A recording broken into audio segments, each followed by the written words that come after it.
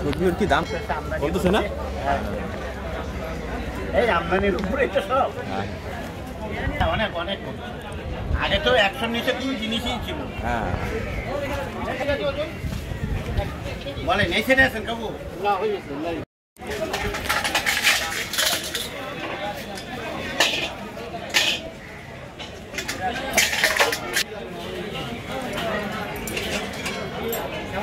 উঠে যাবো কালকে দেখালাম। হ্যাঁ না না ওই রেলগেট পার হয়েছি হ্যাঁ আর তুমি সব উঠাই যাও। আমি আর বাম দিকে ওষুধে দিই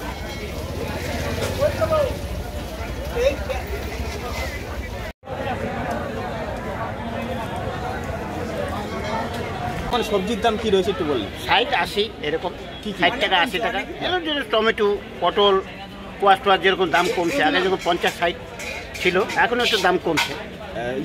টমেটো কত? টমেটো এখন 80 টাকা 70 টাকা হচ্ছে।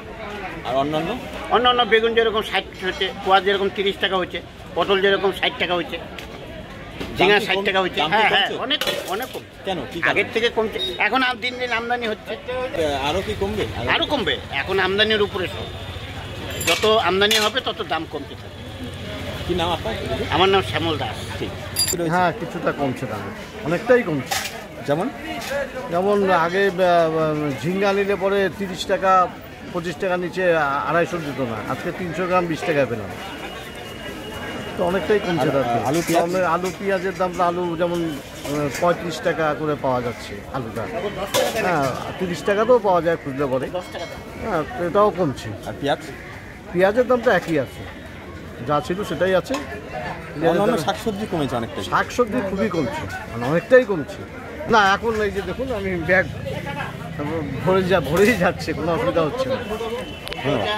সবজির দাম এখন কি রয়েছে? কয়েকদিন আগে তো আগুন ছিল। হ্যাঁ এখন একটু কমছে। যেমন এখন ধরো আগে তো 100 নিচে কোনো জিনিস ছিল না, এখন 60, 70, 80 এরকম আছে।